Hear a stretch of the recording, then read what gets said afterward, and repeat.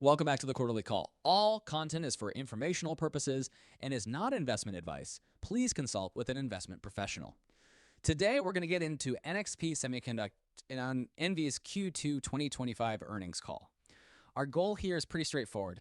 Pull out the really important bits, the key trends from what they said about their recent performance and what they see coming down the pike.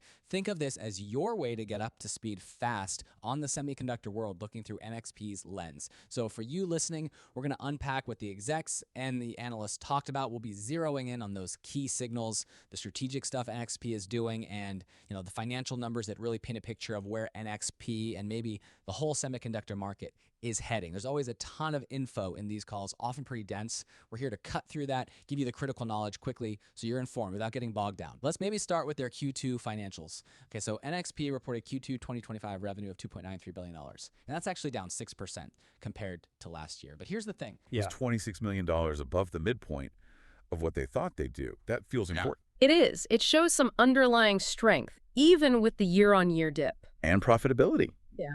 Their non-GAAP operating margin, which, strips out some of the noise, came in strong at 32%. Yeah, and non-GAAP earnings per share hit $2.72. And both of those also beat their guidance. So, yeah, despite looking down year on year, it was actually a pretty solid beat against their own expectations. Exactly. And that leads right into this really interesting point about sentiment. You can hear it from the CEO. He's really talking up the idea that a new upcycle, for the whole semiconductor industry is starting to take shape finally. They sound more confident than last quarter. Oh, significantly more confident. Just in the last 90 days, apparently. And it's not just gut feeling. They're tracking 4 specific signals, and they say all 4 have gotten stronger recently. Okay, what are they looking at? Right. So first, customer backlogs with their distributors are growing consistently. Okay. Second, they're getting better order signals from their big direct customers, too. Right. Third, more of those short cycle orders, the quick turn stuff that usually means immediate need. Ah, okay. Immediate demand signals. Yeah. And fourth, and this is maybe the most telling, rising product shortages. Customers are actually escalating, calling up saying, hey, we need these parts faster. Wow, okay. So all 4 pointing up in just 3 months. Exactly. That's why their outlook seems so much brighter than it did, say, back in Q1. It's that combination of signals. And that confidence, it shows up in their Q3 guidance then. It really does. Yeah. They're guiding for Q3 revenue of $3.15 billion. Which is, what, compared to Q2? That's an 8% jump sequentially from Q2. Now, it's still down 3% compared to Q3 last year, 2024. But that sequential growth, that 8% jump, that's the key indicator of the turn, right? Better than normal seasonality. Precisely. It suggests things are getting back on a healthier track, shaking off that cyclical slump. But how does that break down by their different business segments for Q3? Okay, let's see. Automotive. They see it flat year on year, but up mid-single digits compared to Q2. So, improving. Industrial and IoT. That looks stronger. Up mid-single digits year on year and up high single digits sequentially. Good recovery there. Mobile. This one's interesting. Only up low single digits year on year, but expected to jump mid-20% sequentially from Q2. Big swing. Wow. Yeah. What's driving that? Seasonal phone launches, maybe? Could be part of it, yeah. And the only weak spot, relatively speaking, is communication infrastructure and other, still expected down upper 20% range year on year. Ouch. But flat sequentially compared to Q2. So maybe, just maybe, it's finding a bottom there. Okay, that's helpful. So with this rebound starting, what about inventory in the channel? Are distributors stocked up? That's actually a really key point. Right now, their distribution channel inventory is at 9 weeks. And where does it want it to be? Their long-term target is more like 11 weeks. So it's actually below target right now. Meaning they could ship more just to get inventory levels right? Potentially, yes. And they specifically said they might look to increase that channel inventory back towards 11 weeks if this recovery holds, especially for their hero products, their really high demand stuff. So it's not just about booking revenue now, it's about being ready for the demand they see coming, making sure product is available. Exactly. It's about optimizing sell-through, making sure the end customer can get the part when they need it. It feels like a lesson learned from the shortages a couple of years ago. They want to be competitive, ready to capture share. That makes a lot of sense, being prepared. Okay, let's pivot a bit and dive into those key end markets. Automotive first. You mentioned it's up sequentially.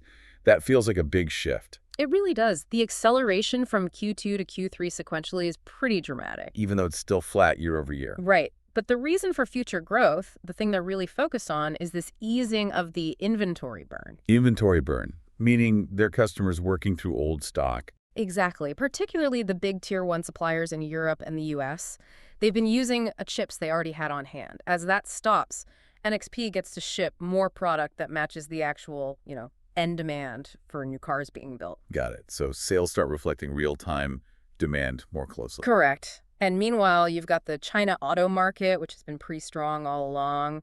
That's more driven by the local OEMs, lots of innovation, fast design cycles. And NXP serves them mostly through distribution. Primarily, yes. And remember, that channel inventory is already below target, so strong pull from China. It sounds like automotive is holding up well overall, though. Remarkably well. Their auto revenue is only about 4% off its peak from Q4 2023. That shows real resilience. So what's driving the growth going forward in auto? They mentioned a few things. Yeah, several key areas. Their S32 processor family is a big one, really pushing into software-defined vehicles, SDVs. Okay, the car becoming more like a computer on wheels. Sort of, yeah.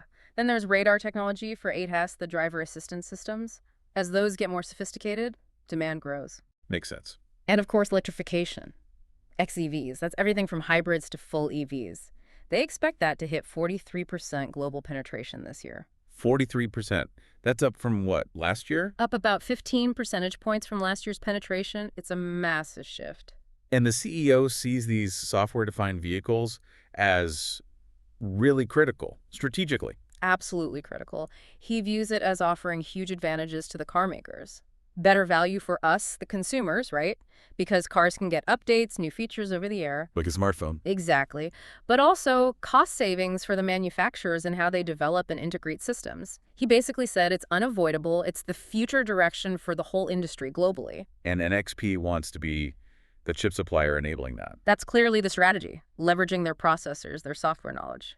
Okay, shifting gears then. What about industrial and IoT? You said that was recovering broadly. Yeah, the recovery there seems pretty widespread. Geographically, that's encouraging. Not just one region driving it. Right. And it's not just consumer IoT gadgets. It's the core industrial stuff, too.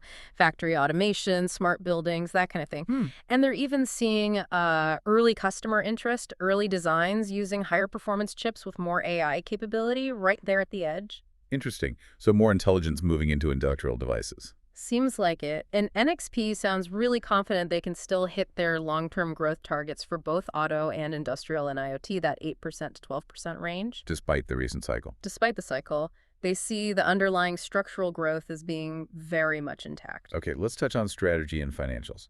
They've made some acquisitions recently. They have. The TT Tech auto deal closed in Q2. That one's interesting. Why is that?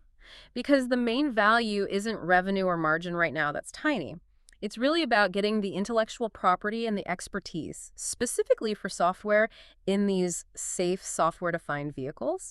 Capability acquisition. Exactly. And it brought in like 1,100 software engineers. That's a big deal. It hits their operating expenses. So how did they absorb that cost? They said they basically shifted resources, deprioritized some other internal projects to make room.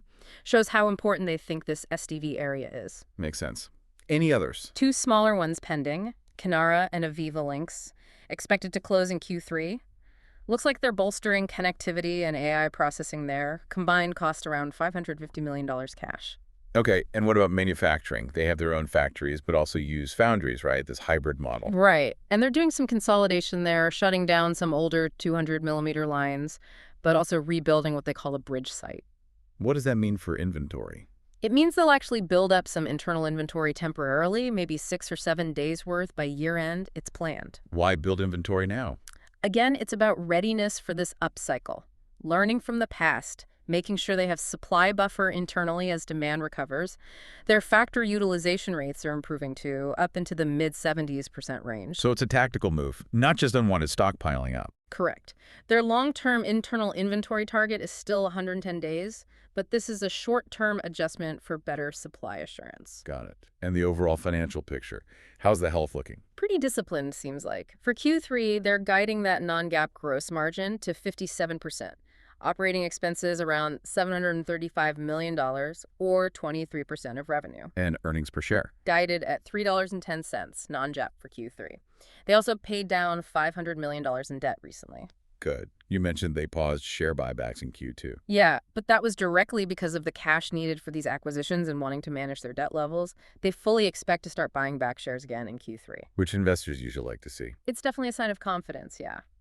And CapEx, their spending on equipment and facilities, stays low, around 3% of revenue. That includes investments in those foundry joint ventures like VSMC and ESMC, securing future capacity. And long term, how do they see margins evolving? Their target range is 57% to 63% gross margin. And they offered a useful rule of thumb.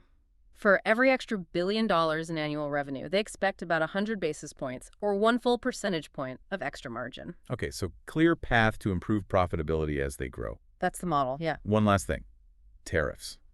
Always a cloud hanging over things. Yeah. Any impact on NXP? You know, it's always a source of uncertainty, obviously. But NXP was pretty clear. So far, the direct financial hit from tariffs has been, quote, immaterial. So no major disruption yet. Customers aren't panic buying or delaying orders because of it. Apparently not in any material way. And interestingly, they mentioned they're using AI, artificial intelligence, to actually monitor their order patterns for any weird deviations that might be tariff-related. Huh.